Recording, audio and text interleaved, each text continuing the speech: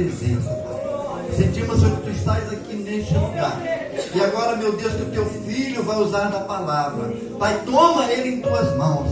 Pai, que aquilo que Ele falar, Senhor, seja realmente aquilo que nós precisamos ouvir. Aquilo que a Tua igreja precisa ouvir. Pai, em nome de Jesus, eu entrego o Tiago, pastor Tiago, em Tuas mãos. Cuida dele, coloca ele, Senhor, diante de Ti, Senhor, para que tudo que Ele falar realmente seja aquilo que precisamos. Pai, é no nome de Jesus que eu oro. Amém. Amém. Eu saúdo a todos com a paz do Senhor. Amém. Amém. Amém. Amém. Aleluia. Amados, é um prazer muito grande estar aqui com vocês. Eu tenho muitos amigos aqui, então quando eu venho aqui eu me sinto em casa. Então para mim é um motivo de muita alegria. Pastor Mateus é um amigão já de muitos anos, que eu tenho um carinho muito grande. Vocês não têm ideia do privilégio que vocês têm de ter o pastor Mateus aqui como pastor. Que Deus abençoe a sua vida, pastora Adna, que Deus abençoe vocês. Obrigado pelo convite. Eu estou aqui com a minha família, estou com a minha esposa aqui, essa mulher mais linda do mundo, que Deus me presenteou, minha mãe, meu pai, meu irmão está por aí também, mas a minha irmã está aqui. Então a gente está aqui todos juntos para poder adorarmos a Deus, louvar o Senhor. Tem a galera que está agora aí também, que eu estou vendo aí, levanta a mão aí. A galera, gente, Deus abençoe a vida de vocês. É um prazer imenso ter vocês aqui com a gente também. Amados, sem mais delongas, eu vou pedir você para abrir a sua Bíblia no Evangelho segundo escreveu São João, no capítulo de número 1.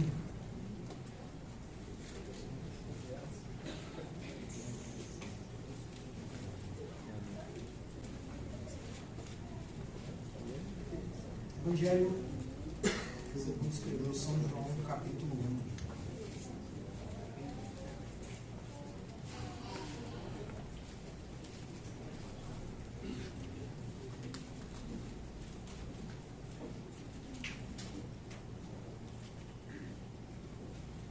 Quem achou, diga glória a Deus. Glória a Deus. O versículo é o versículo de número 45, que diz assim: Filipe encontrou Natanael e lhe disse: achamos aquele sobre quem Moisés escreveu a lei, e a respeito de quem os profetas também escreveram, Jesus de Nazaré, o filho de José. Perguntou Natanael: Nazaré, pode vir alguma coisa boa de lá? Disse Filipe: venha e veja. Ao ver Natanael se aproximando, disse Jesus: aí está um verdadeiro israelita, em quem não há falsidade. Perguntou Natanael: de onde me conheces? Jesus respondeu: eu vi quando você ainda estava debaixo da figueira, antes de Filipe o chamar. Amém? Amém. Bota o marca-página aí na sua Bíblia aí. Fecha ela, coloca no banco. Segura a mão da pessoa que está ao seu lado. Nós vamos orar mais uma vez. Eu pedi esse tecladista abençoado aí para me ajudar aí.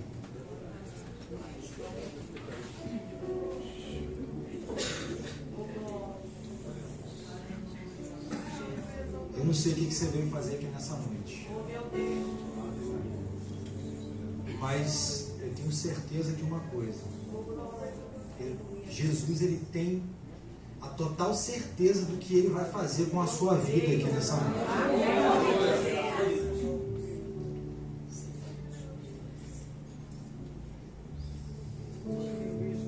Ele deixou uma promessa e disse assim: onde estiverem 2 ou mais reunidos em meu nome,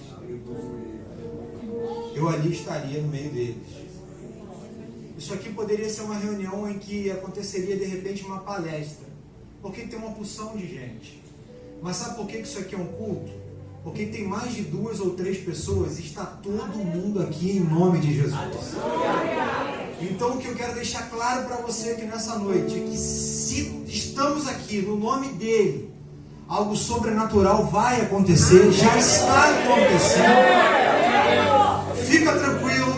Você pode ter entrado aqui desesperado, você pode ter entrado aqui preocupado com alguma coisa, você pode ter entrado aqui agoniado, angustiado, mas eu quero dizer para você, fica tranquilo. O Deus que te trouxe aqui é o Deus que está cuidando de você agora, é o Deus que vai liberar uma revelação para você no teu íntimo, no teu pessoal aqui nessa noite. Ele sabe a medida exata daquilo que você precisa. Você não saiu da sua casa à toa, não, você pode ter certeza. Com certeza tem gente aqui que passou um perrengue para poder chegar aqui nessa noite. Eu fui um, me deu uma crise de enxaqueca à tarde para poder vir para cá. Mas eu falei, mas não vai vencer. E nós estamos aqui, feche seus olhos, vamos orar. Espírito Santo de Deus, nós sentimos a Tua presença aqui nesse lugar. Nosso coração está aquecido aqui nessa noite, porque nós sabemos que o Senhor já está passeando aqui. Por isso, Espírito Santo de Deus, que o Senhor assuma o principal lugar nessa noite. Tudo aqui só tem sentido porque o Senhor está aqui. Tudo está aqui só tem sentido porque é para o Senhor, porque vem do Senhor. Todas as coisas são feitas em Ti, Senhor. Por isso, nessa noite, eu quero Te pedir, ó Pai, que nós possamos nos esvaziar aqui nessa noite, e que Teu Espírito Santo venha, ó Pai, falando aos corações aqui. Que o Senhor visite cada um no pessoal, ó Pai. Que o Senhor visite cada um no íntimo agora, ó Deus. Eu sei, ó Pai, que cada um entrou aqui com uma necessidade diferente, mas o Senhor sabe o que cada um precisa. Por isso, nessa hora, Espírito Santo de Deus, tira toda a desatenção, Senhor. Tira tudo aquilo que o inimigo possa plantar no coração dos seus filhos, ó Pai. E que a Tua palavra possa ser plantada em terra boa, em nome de Jesus. Em nome de Jesus. Amém e amém. Você pode se assentar em nome de Jesus. Amados, a cidade é Betânia. E nessa cidade, e rapaz, água de coco, hein? Negócio que bênção, cara. Até aquele quer dar mais uma.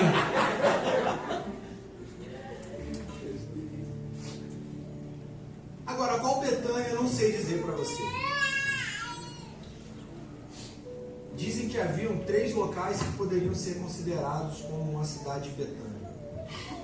Existiam 3 características de locais em que João Batista poderia estar batizando o povo. Um certo dia, um grupo de sacerdotes envia alguns homens para encontrar João Batista, porque eles estavam incomodados. Talvez tinha chegado no ouvido deles que tinha alguém realizando milagres, que haveria alguém que estava fazendo grandes coisas. Eles podem ter confundido esse alguém com João Batista e se aproximam, enviam homens para que pudessem interrogar João Batista e perguntar a ele quem ele era. E a primeira pergunta que eles fazem é querer saber de João Batista se ele era o Cristo. Se você voltar aí a página da sua Bíblia, versículo 19, você vai ver que eles começam a perguntar, você é o Cristo? João Batista responde de uma maneira muito clara, não sou o Cristo. Depois eles, ainda encafifados com a história, porque viam que João Batista arrastava uma multidão, eles perguntam, não, então peraí, se você não é o Cristo, você deve ser Elias. Você é Elias? João Batista novamente responde dizendo, não, eu também não sou Elias. E eles estavam desesperados. Por quê? Como que um cara que não é o Cristo e que não é Elias arrasta uma multidão e coloca na beira de um rio e começa a batizar o povo?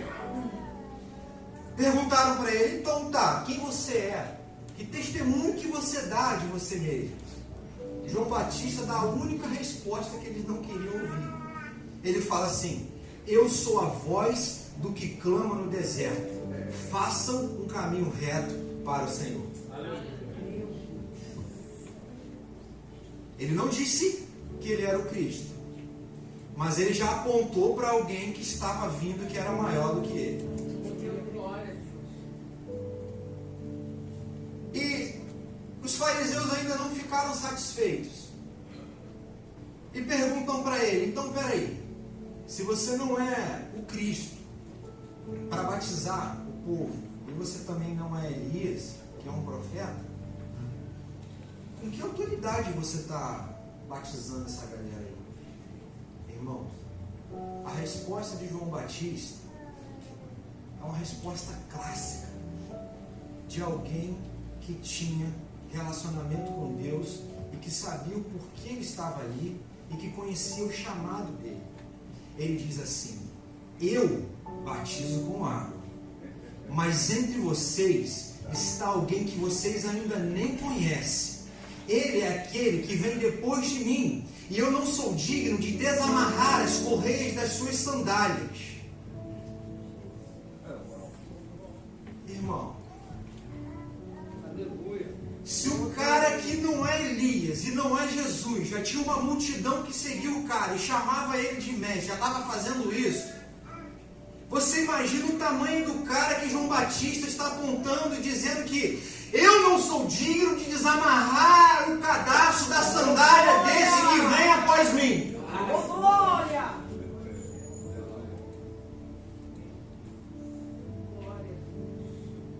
No dia seguinte, João continua no mesmo lugar. E de repente, Jesus está passando. Eu vou contar a história aqui, tá, Márcio? E de repente, Jesus está passando.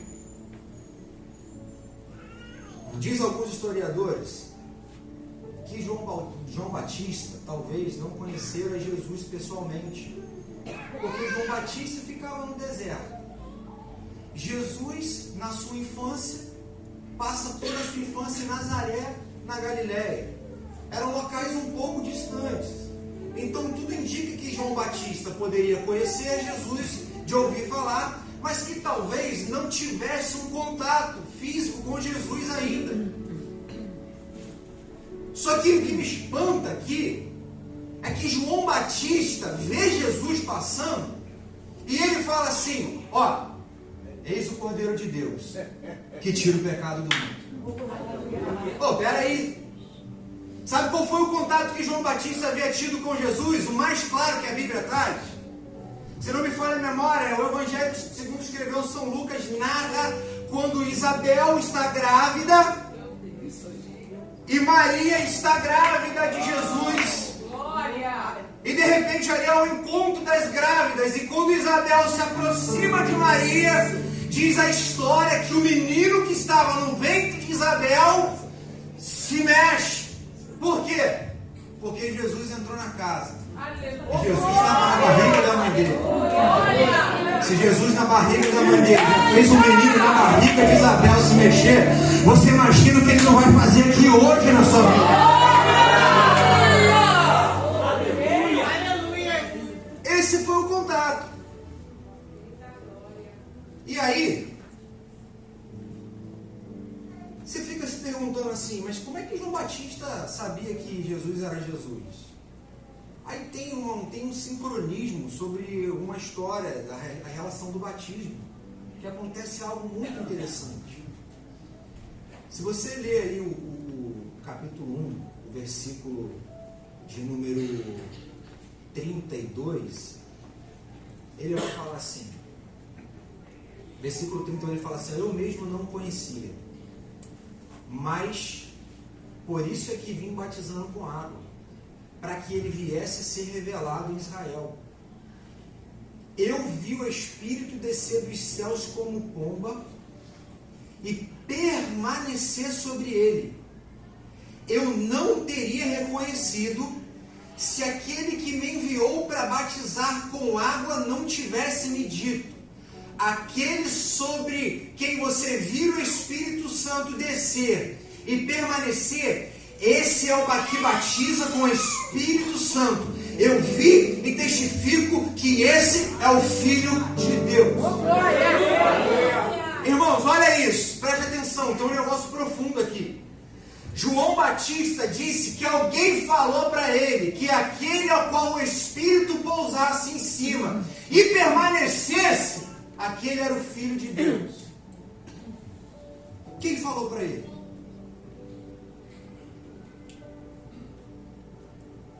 Quem você acha que falou para ele?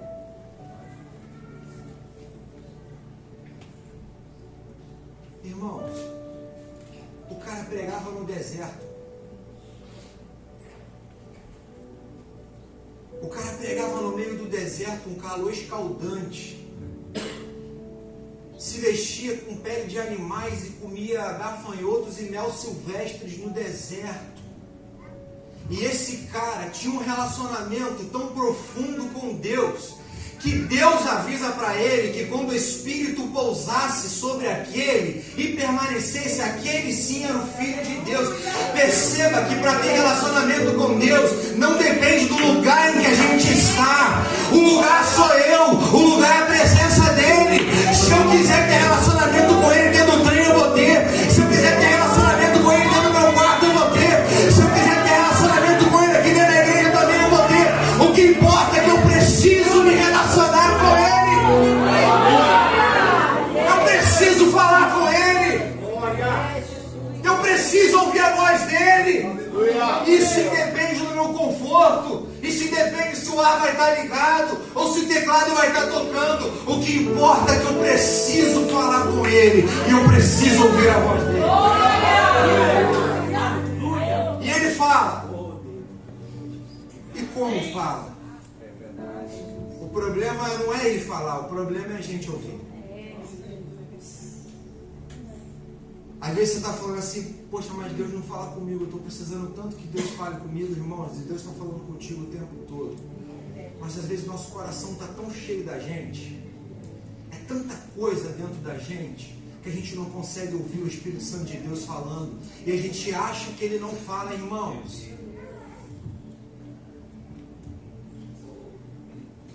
O Espírito Santo de Deus te trouxe aqui nessa noite para quebrar alguns conceitos. E se talvez você estava com saudade de ouvir o Espírito Santo falando com você nitidamente, hoje é o dia que o Senhor vai falar com você nitidamente.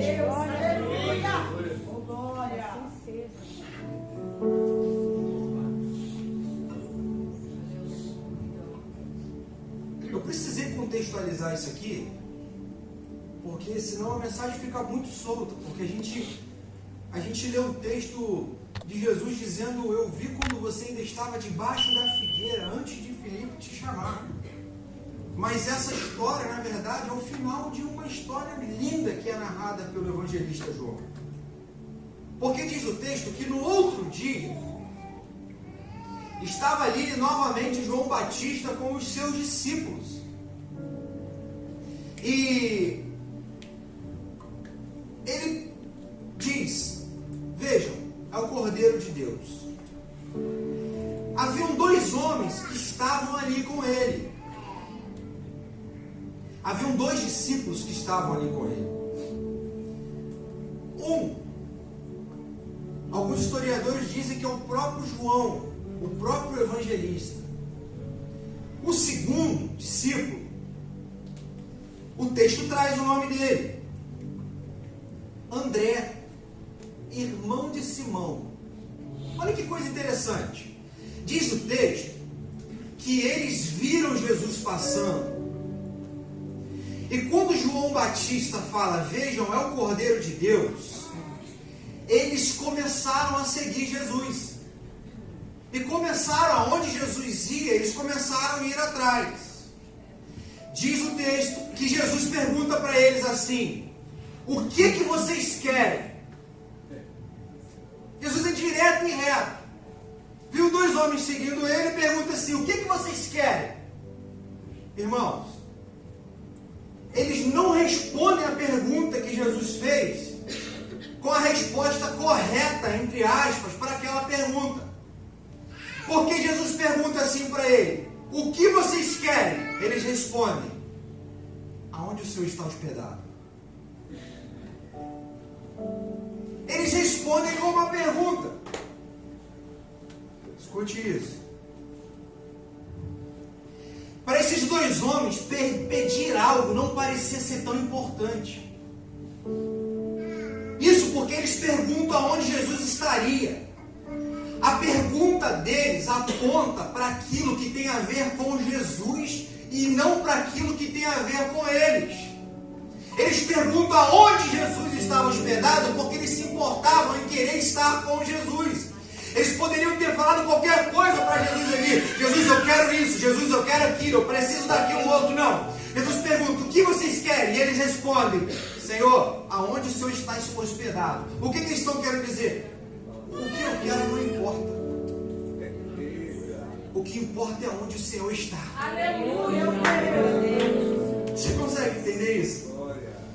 Senhor, o que eu quero para mim não importa mais. O que importa para mim é onde o Senhor está. Escute uma coisa, não é nada sobre mim, é sobre Ele.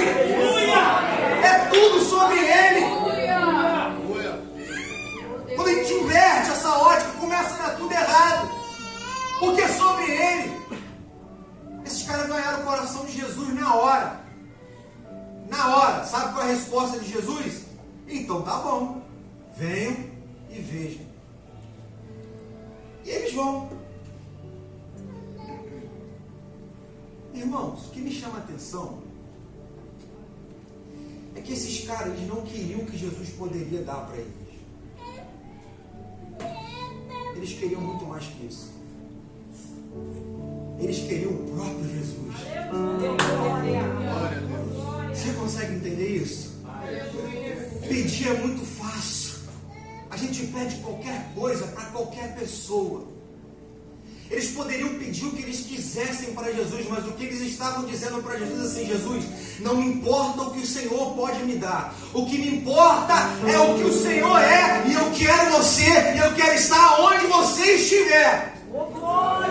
E Jesus abre isso para eles, então tá bom, vamos. Diz o texto que eles passaram o dia todo com Jesus. Irmãos, você imagina passar um dia todo com Jesus? Você imagina como que esses caras não voltaram? E voltaram mesmo. E voltaram desesperados. Diz o texto que André, ele sai correndo para casa. E ele encontra o seu irmão Simão.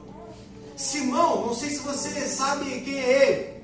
Mas na verdade, quando André fala para ele que encontrou olha que coisa interessante. André diz assim para Simão, achamos o Messias. Simão significa aquele que ouve. Simão escuta André falando, achamos o Messias. O que acontece com Simão? Quer ir também encontrar. Escute uma coisa, só acha algo quem está procurando. Você consegue entender isso? Você só vai encontrar aquilo que você estiver procurando. Se você está procurando satisfazer as suas vontades, você vai até conseguir, mas você vai ter um final disso. Se você está procurando dinheiro, você pode até conseguir ter dinheiro, mas isso também não é tudo. Se você está em busca de uma felicidade artificial, você também pode ser que você encontre isso, mas isso também não vai te satisfazer. Agora, se você está buscando uma vida completa, uma vida transformada, ter uma vida plena, próspera, você precisa saber o que você está procurando. E escuta, prosperidade não tem a ver só com relação financeira, tá? Senão rico não botava uma bala na cabeça. Você pode ser pobre e próspero, e pode ser rico e ter uma vida desgraçada. Prosperidade é você saber que a alegria do Senhor é a nossa força. Sabe por que tem que ser a alegria do Senhor? Porque vai ter dia que eu vou levantar mal, vai ter dia que eu vou levantar chateado, vai ter dia que eu vou levantar cuspindo marimbondo, mas eu sei que não é a minha alegria, é a alegria dele, não é sobre mim, é sobre ele. Quem me completa é ele. Esse é o ponto.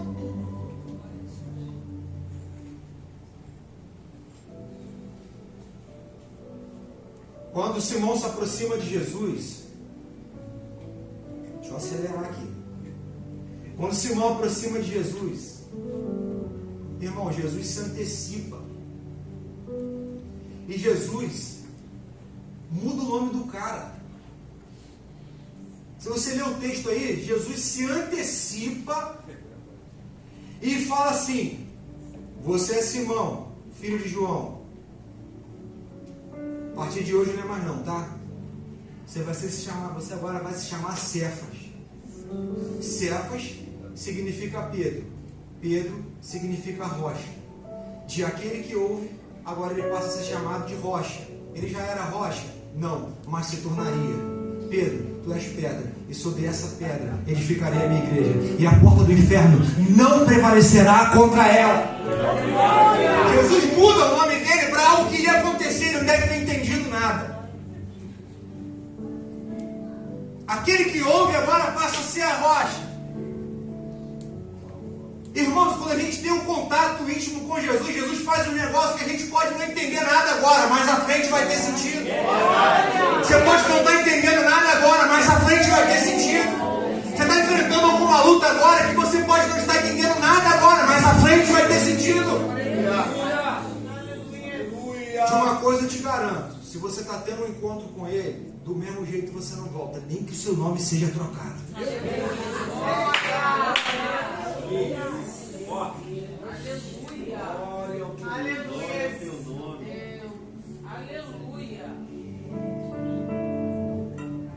Aí agora a gente tem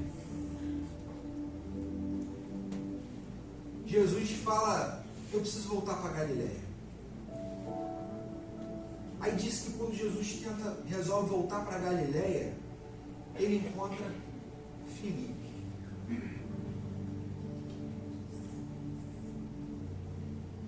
A Galileia, e o local onde Jesus estava, ou ele poderia atravessar o Rio Jordão para ir para Galileia, ou ele teria que dar a volta por cima, passar por Betsaida para poder chegar na Galileia.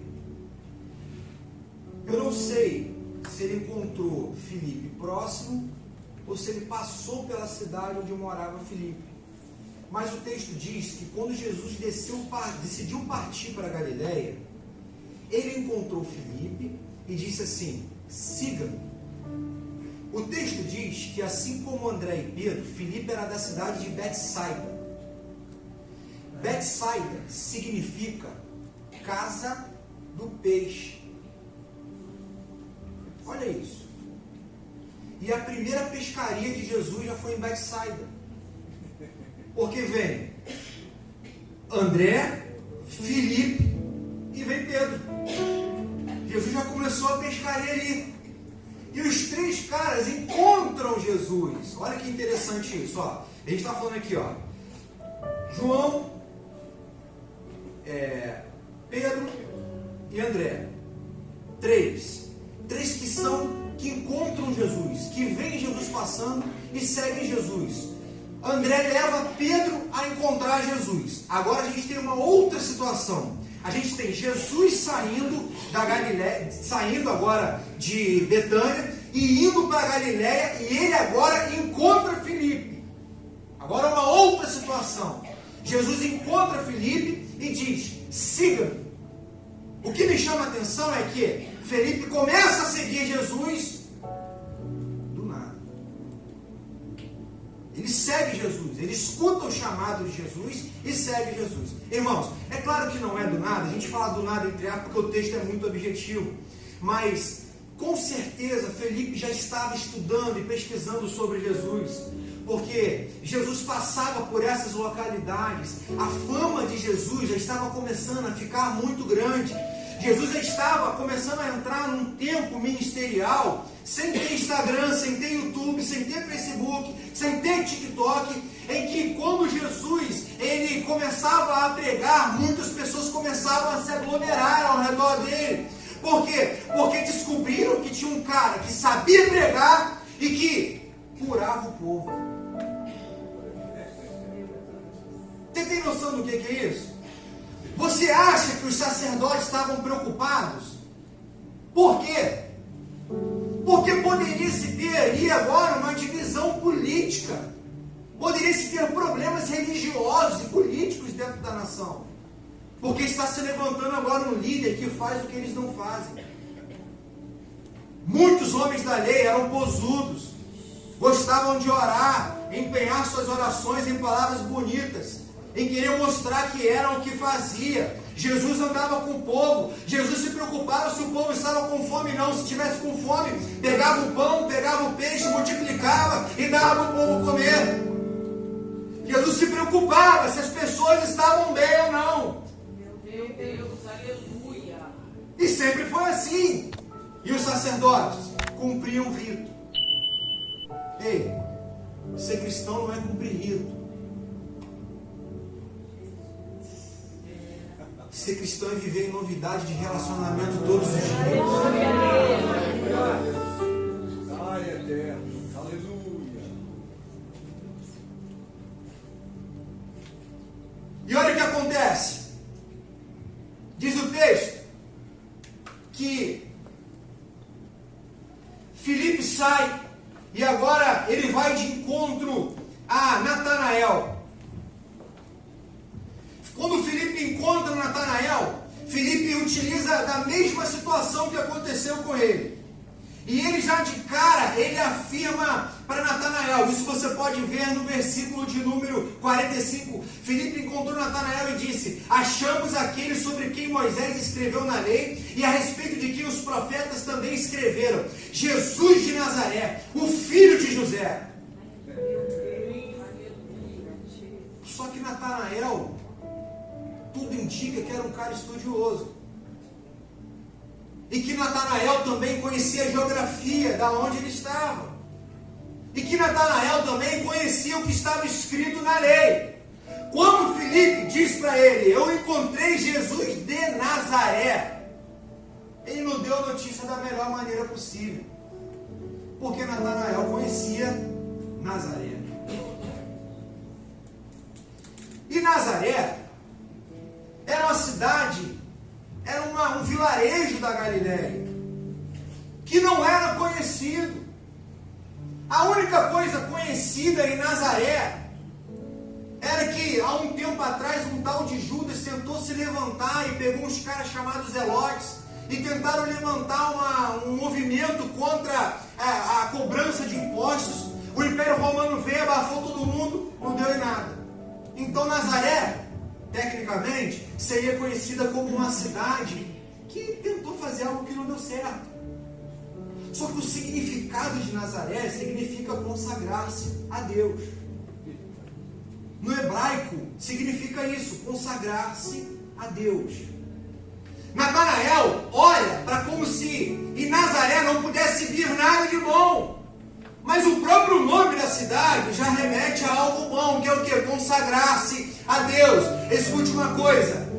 Natanael se assusta. Por quê? Porque eles achavam que aquele que era o Cristo, que seria da linhagem de Davi, não poderia vir de Nazaré. Teria que vir de onde? Belém. Por quê? Belém é a cidade de Davi. Como eles não conheciam Jesus, eles acham que Jesus não tem como. Nazaré, esse cara é filho do José. Esse cara nasceu, não tem como. De Nazaré não tem como vir nada de bom de lá. É uma cidade pequena, um vilarejo. Só que eles não sabiam que Nazaré, Jesus passou a sua adolescência, a sua juventude lá. Mas se você abrir a sua Bíblia em Mateus capítulo 2, você vai ver que ele nasceu exatamente na cidade do rei Davi e cumpre-se a profecia de que aquele que seria o Salvador viria da linhagem do rei Davi. É Jesus de Belém. Aleluia. Mas como não conheciam a Jesus de verdade, lançaram coisas sobre ele. Quando não conhecem você de verdade, lançam coisas sobre você. Aleluia. Ninguém sabe aonde você foi forjado. Ninguém sabe o que você passou. Ninguém conhece a tua história. Ninguém conhece a tua vida. Ninguém sabe as lutas que você passou, os desertos que você passou. Ninguém sabe os gigantes que você derrubou. Ninguém sabe de nada. Ninguém sabe a dificuldade que foi para você chegar aqui. Mas para falar sem te conhecer é mole. Falaram de Jesus sem conhecer Jesus. Belém, se não me falha a memória, no hebraico significa casa do pão. E eu já ouvi dizer na Bíblia que ele é o pão vivo que desceu do céu. Glória! Glória a Deus. Aleluia! Glória. Glória a Deus. Deus, aleluia. E Nazaré significava consagrar-se a Deus. Eu acho que Jesus fazia isso o tempo todo. Porque diz a Bíblia que todas as vezes que ele realizava algum milagre, ele se apartava e ia orar. Hoje em dia, todas as vezes que alguém faz alguma coisa que é um pouquinho melhor do que os outros, se aproveita para poder postar, para todo mundo ver aquilo que ele sabe fazer, o que ela sabe fazer. Mas Jesus, quando curava o enfermo, Jesus, quando ressuscitava alguém, Jesus, quando curou um homem que era cego, ele simplesmente cospe no chão, pega, passa nos olhos, aquele cego volta a enxergar, e ele fala assim: não conta para ninguém, vai lá e se apresenta ao sacerdote. E Jesus saiu para se consagrar. Diz o texto, quando Jesus realiza a multiplicação dos pães e dos peixes, quando ele percebe que os homens iriam fazê-lo se tornar rei à força, ele se afasta e vai para o monte.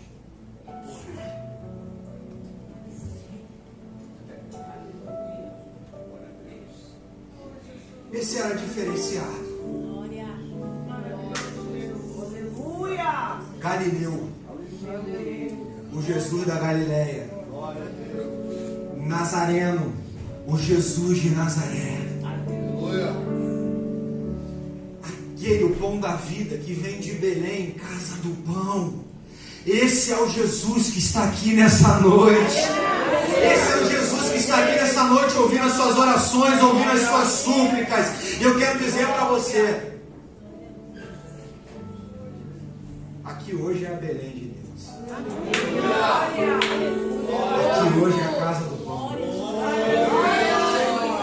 E ele mesmo disse: aquele que vem a mim e come desse pão jamais terá fome, e que bebe dessa água jamais terá sede. Irmãos, eu não sei com fome de que você entrou aqui nessa noite, mas eu digo para você: vem aqui e aproveita, porque o pão da vida está aqui nesse lugar e vai matar sua fome hoje.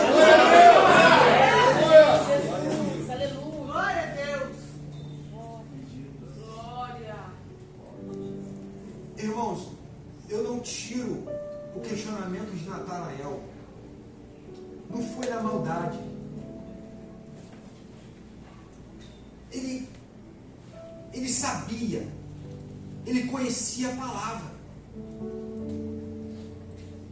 Só que Natanael usa a razão. É o que quase sempre a gente quer fazer, usar a razão.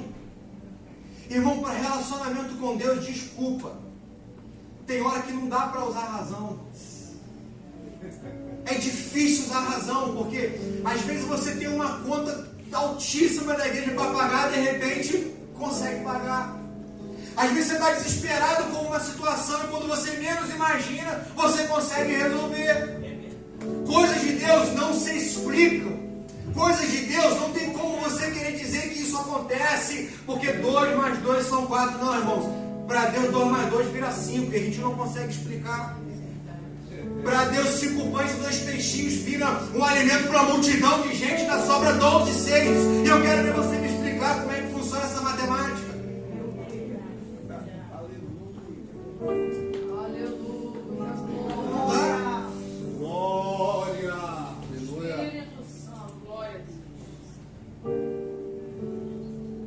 Eu entendo Natanael.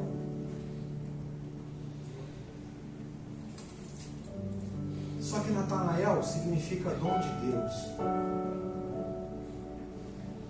Quando a razão de Natanael entra em ponto de interferir no que estava para acontecer na vida dele, agora Filipe entra na jogada com o único artifício que estava sob o seu alcance. Natanael, não tem como explicar para você. Faz o seguinte: vem e veja.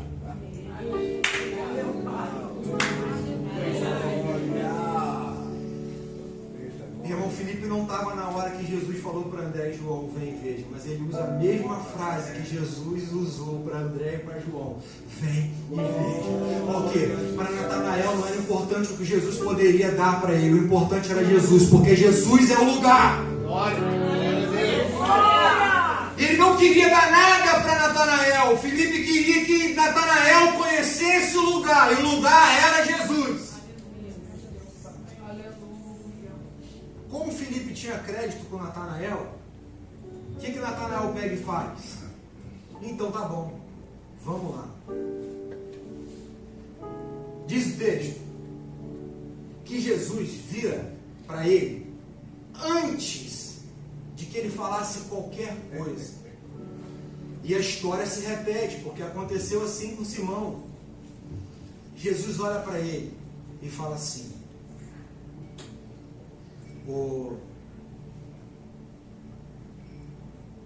eis aí um verdadeiro israelita, em que não há falsidade. Peraí, eu não te conheço, cara. Natanael deve ter pensado: como é que você está falando da minha vida? Como é que você está dizendo que verdadeiro israelita em que não vejo falsidade? Irmão, você não tem ideia da profundidade de que foi esse elogio que Jesus fez para Natanael.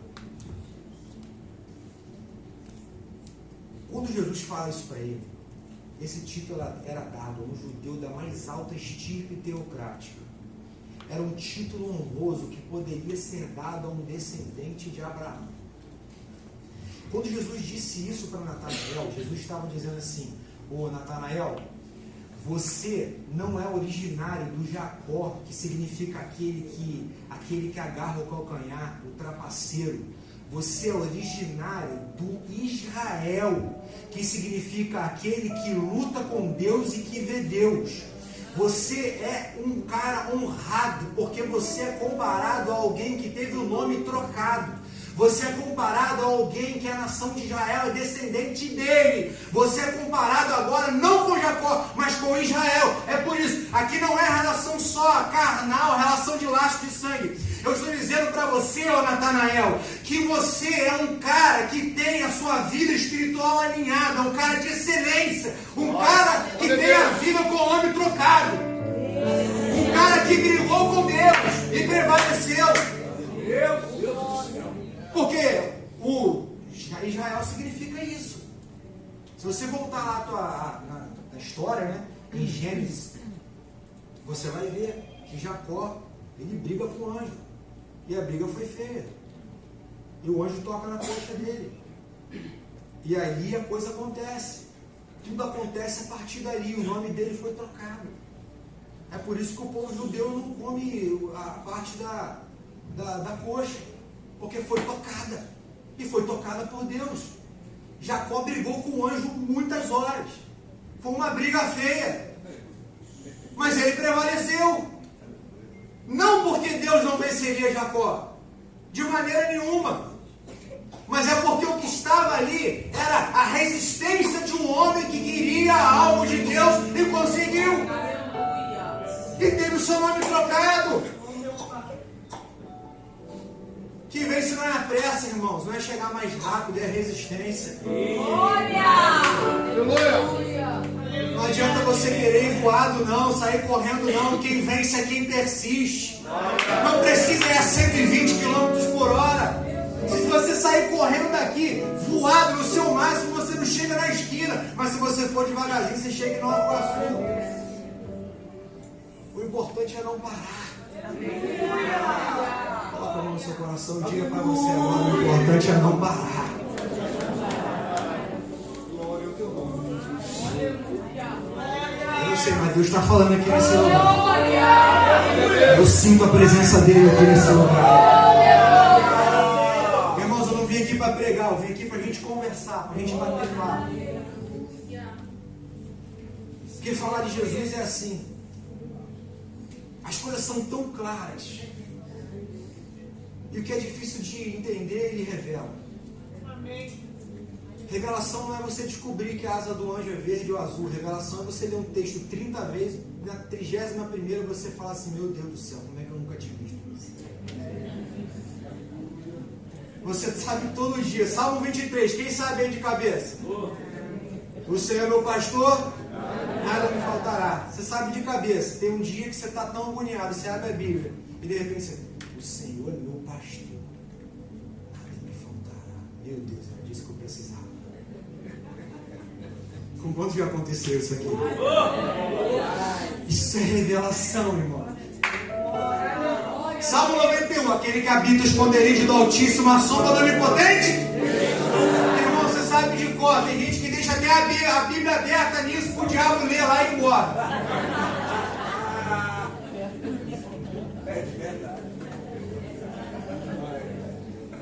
Mas tem dia que você lê e você fala assim, meu Deus, aquele que habita o esconderijo do Altíssimo. Opa, relação de intimidade, porque é onde ele se esconde. A sombra do Onipotente, por quê? Porque tem uma luz mais forte que ele, que faz uma sombra, que pega nele e a sombra dele fica postada. Eu estou à sombra dele descansando no lugar onde ele se esconde. Meu irmão, ah, parou para pensar nisso?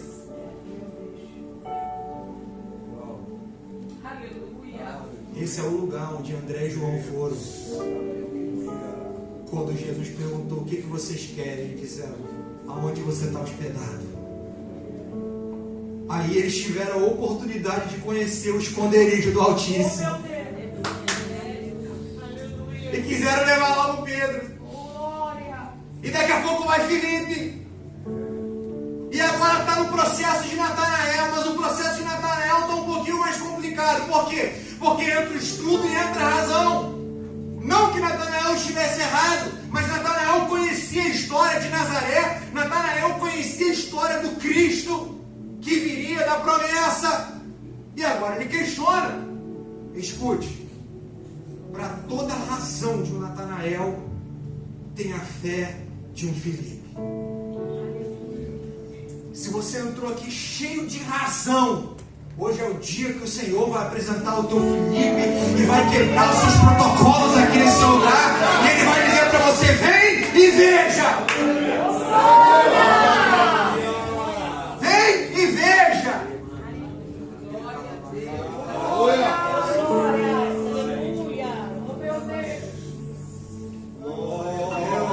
Às vezes a pessoa te convidou para vir aqui no culto, você ficou cheio de coisa, ah, mas será? Ah, mas isso, ah, mas aquilo, ah, mas aquilo outro. Aí aquela pessoa disse para você, não, vamos sim que vai ser bênção. Essa pessoa foi Filipe na sua vida, porque ela disse para você, vem e veja. Eu vou te dar uma notícia nessa noite, você vai ver. Você já veio, agora você vai ver. Você já está aqui, agora você vai enxergar.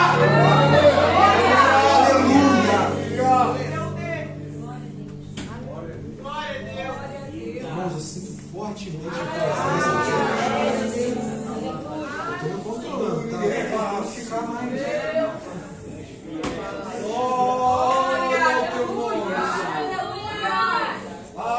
Que hora acaba, pastor? Que hora vocês terminam aqui? Você entregar todo o sermão. Meu Deus do céu, para nós. Posso pregar mais um pouquinho? Amém. Vou acelerar. Ó, falou dar lugar, isso aqui é grande gíria, hein? Irmãos, escute isso. Natanael fica desesperado, agoniado. Por quê? Um cara que ele nunca viu, chama ele agora de um cara de exemplo. Chama ele de um israelita de excelência. E Natanael pergunta o que eu perguntaria, o que você também perguntaria. Ué, mas você me conhece de onde?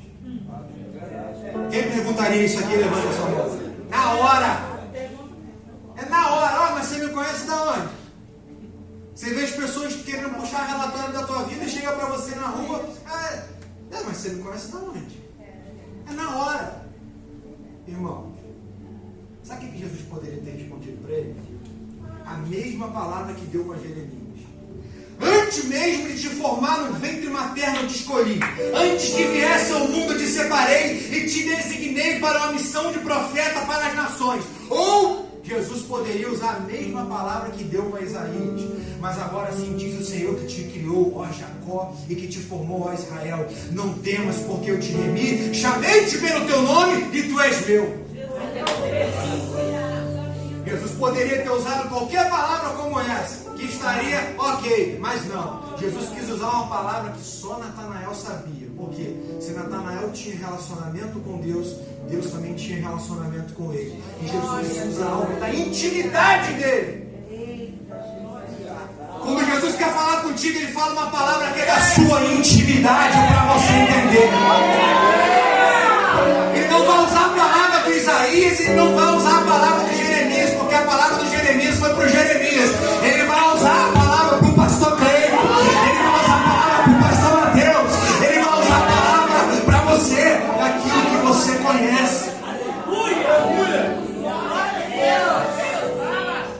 Quando ele fala, você não tem dúvida. Quando Jesus fala, a gente sabe que é ele na hora. Sabe o que Jesus vira para ele? E fala assim: ô Natanael, dom de Deus, eu te vi quando você estava ainda debaixo da figueira. E isso foi antes de Filipe te chamar.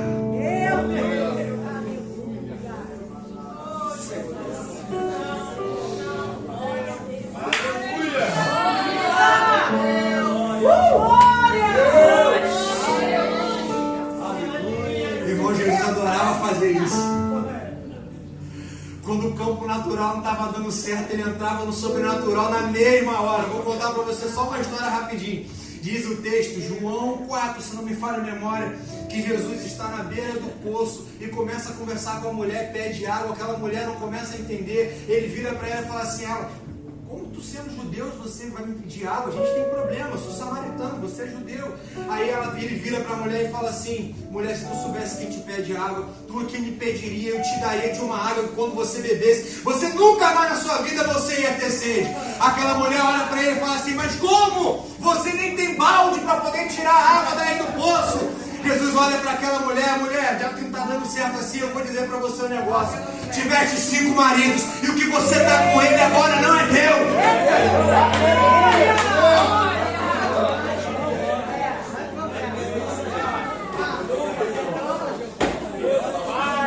Qual é a resposta daquela mulher para ele? Veja que tu és profeta.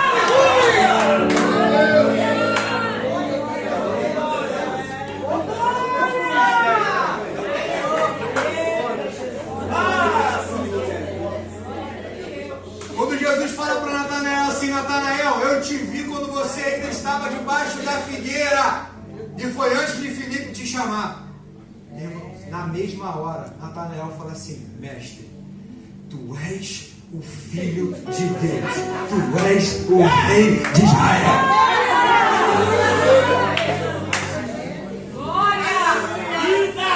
Você está vendo por que Jesus não utilizou a palavra para que deu para Jeremias?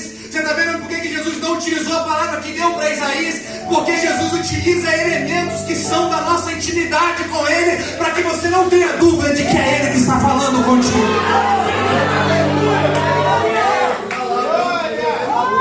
E eu quero te falar algo nessa noite: é Ele que está falando contigo aqui nesse lugar.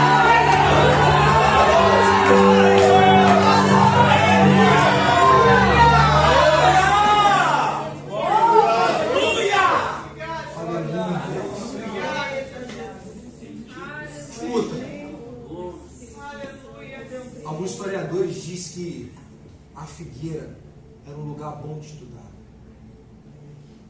Dizem que os homens que queriam ser mestres da lei, ou que queriam estudar, se sentavam debaixo das figueiras. Porque a figueira é uma árvore grande, que fecha uma sombra maneira. E tem folhas grandes também. É um lugar maravilhoso para você poder sentar e estudar. Escute, para Natanael se espantar dessa forma, quando Jesus falou que viu ele debaixo da figueira, significa que a figueira onde Natanael estava ali e que Jesus ouviu, eu não vou dizer que Jesus passou e viu, porque Jesus não precisa passar para saber o que você está fazendo. Jesus não precisa ir até você para saber o que você está fazendo. Salmo 139 diz que antes que a palavra saia da minha boca, Senhor, tu já sabes.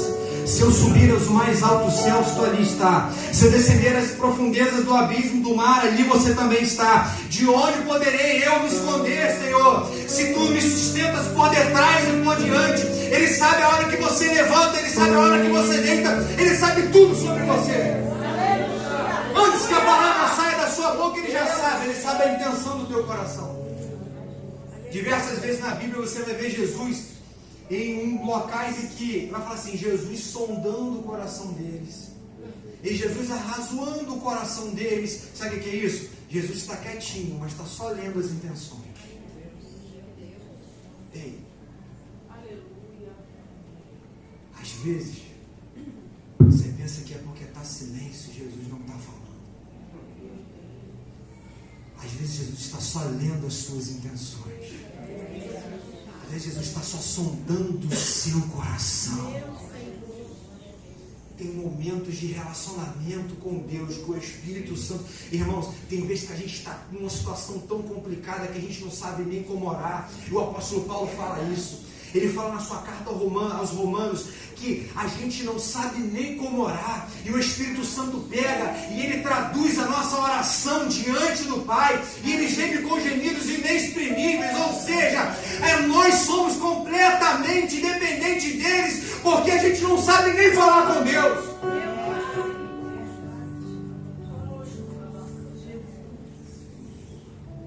Sabe o que eu entendo aqui para Natanael se espantar dessa forma? É porque era debaixo da figueira que Natanael travava as suas guerras. Era debaixo da figueira que Natanael falava com Deus. Era debaixo da figueira que Natanael conhecia sobre o Senhor.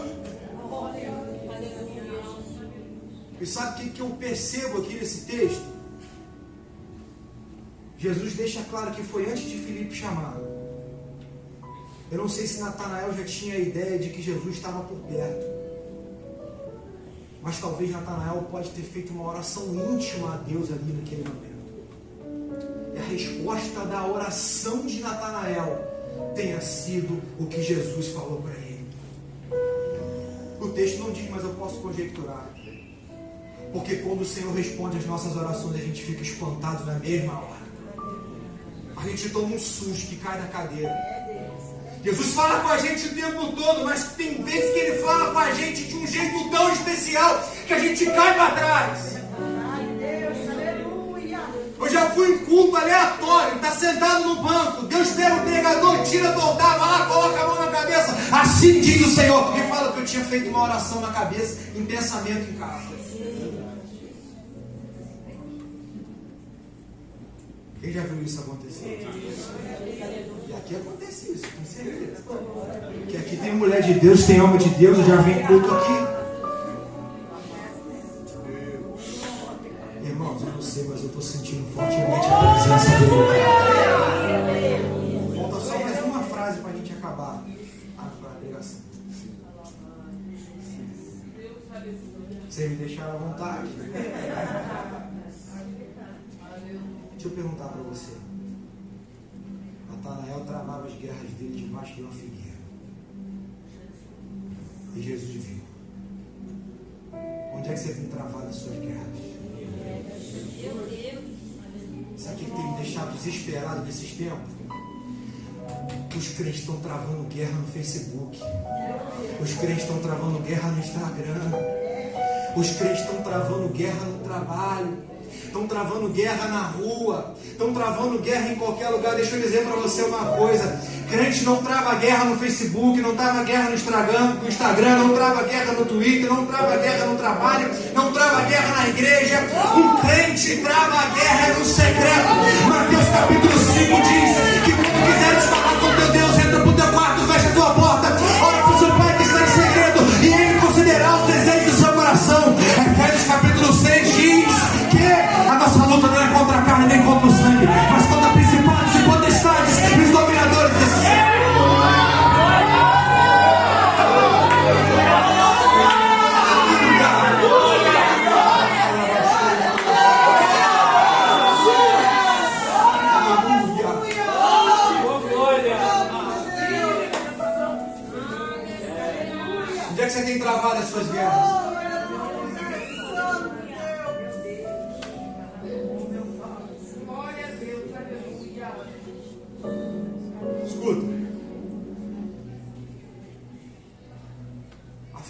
folha larga.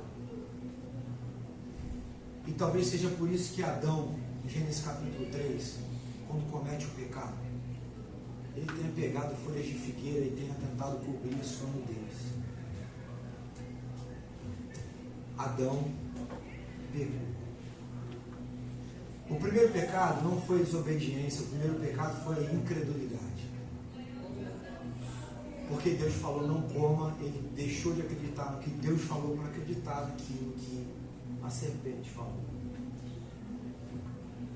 Adão come do fruto. Relato da queda. Deus visitava todos os dias o homem no jardim. Nesse dia, Deus, quando vai visitar o jardim, Adão finge que não escuta. Adão, onde estás? De repente aparece Adão. Senhor, sabe o que é? Que eu percebi que eu estava nu. Escute uma coisa. Deus é onisciente, Ele sabe de todas as coisas o tempo todo, em tempo real. Quando Adão pecou, Deus já sabia, e mesmo assim Deus não deixou de visitar Adão no jardim. Quando nós cometemos pecado, Deus sabe, nem assim Ele deixa de falar com a gente. Quando nós erramos, Deus sabe, nem assim Ele deixa de tocar na gente, Ele deixa de falar com a gente, Ele deixa de ministrar sobre a nossa vida, Ele deixa de ouvir as nossas orações, de maneira nenhuma. Deus já sabia que Adão havia cometido pecado, e Adão aparece agora com a sua nudez, coberta, e ele percebe que está nu. Adão perde a sua inocência. O período da inocência é o período até o pecado, depois perde-se. Porque Adão passa a ter ciência do bem e do mal e cobre a sua nudez, que tipifica pecado, com folhas de figueira. Escute uma coisa. Deus, quando vê Adão coberto com folhas de figueira, na mesma hora Deus sacrifica um animal, tira a pele desse animal, faz roupas para Adão e Eva. Por quê?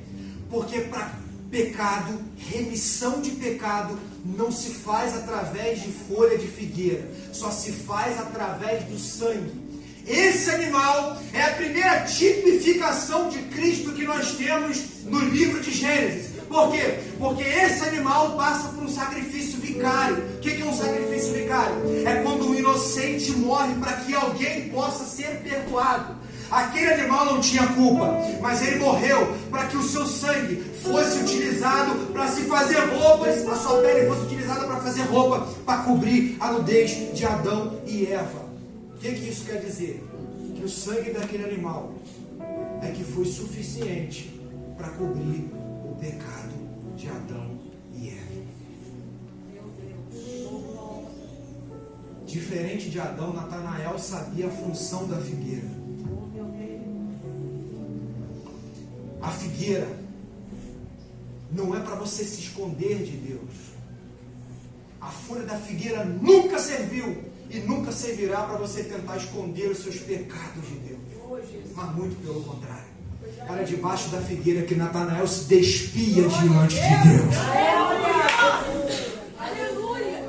Figueira nunca serviu para encobrir pecado, mas muito pelo contrário. Lugar que Natanael guerreava as guerras dele e falava para Deus sobre quem ele era, com certeza. Aleluia. Glória. Ei, Adão usa a figueira para esconder o seu pecado, mas Natanael certamente usava a figueira para colocar o seu pecado diante de Deus. Escute uma coisa, talvez a figueira de Natanael era o Salmo 91 dele. Quando a coisa apertava, aquele que habita no esconderijo do Altíssimo, a sombra do Onipotente descansará. Escute, a figueira tem um propósito certo. Ela jamais terá o poder de fazer aquilo que só o sangue de Jesus pode fazer. A folha da figueira esconderia Adão do sol, mas jamais poderia esconder Adão do sol da justiça. Aleluia.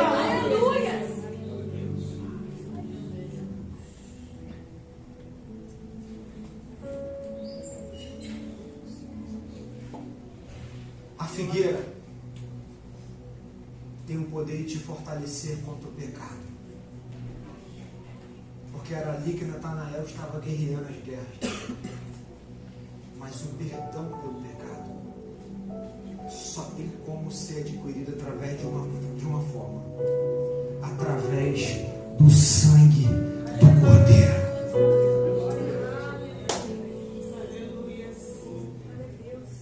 Você consegue entender agora por que Natanael tomou um susto quando Deus falou para ele, Jesus falou para ele, eu te vi quando você ainda estava debaixo da figueira. A figueira envolvia muita coisa. Jesus pode usar algo da sua vida que envolve muita coisa para você, para falar contigo aqui hoje. Escuta, eu não sei qual é a tua figueira, mas se você entrou aqui como Natanael, cheio de razão, eu quero dizer para você, o Felipe já te trouxe aqui para você poder estar e participar desse momento. Agora o Senhor vai abrir os seus olhos para que você possa ver aquilo que Ele vai fazer na sua vida aqui nessa noite.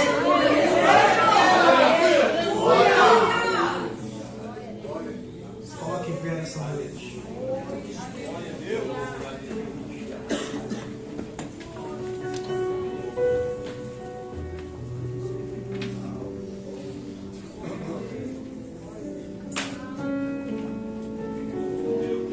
Feche seus olhos agora.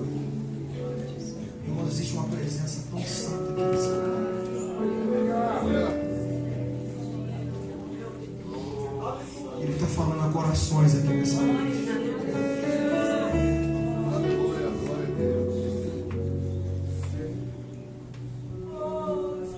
Eu não sei como que você tem usado a figueira. Escute, não use a figueira para encobrir pecado, não. Usa a figueira para se despir diante de Deus. Aleluia, aleluia. A figueira pode ser o seu quarto, na sua casa. Quando você fecha as portas e você começa a orar a Deus e falar para Ele coisas que somente você teria coragem de falar para Deus mesmo, que não falaria para mais ninguém. Ou às vezes na sua casa você não tem como falar com Deus. A sua figueira é aqui, esse lugar que você vem toda quarta-feira, vem todo domingo, e você se assenta aqui debaixo das sombras da figueira e começa a falar para Deus quem você é. Sabe para que Deus te trouxe aqui? Para transformar a sua vida. Deixa eu te falar algo aqui nessa noite. Deus quer que você fale verdades para Ele. A oração mais bonita não é a que tem palavras mais bonitas, mas normalmente a que tem palavras mais feias, porque são as que se referem a nós, se referem àquilo que está dentro de nós. Às vezes as verdades da nossa mente vão soar feio quando nós vamos falar, mas é isso que Deus quer ouvir. Ele quer ouvir verdades.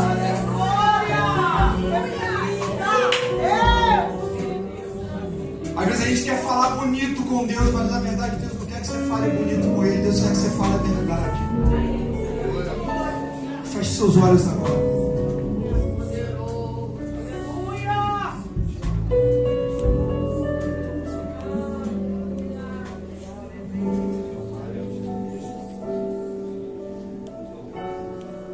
Feche seus olhos.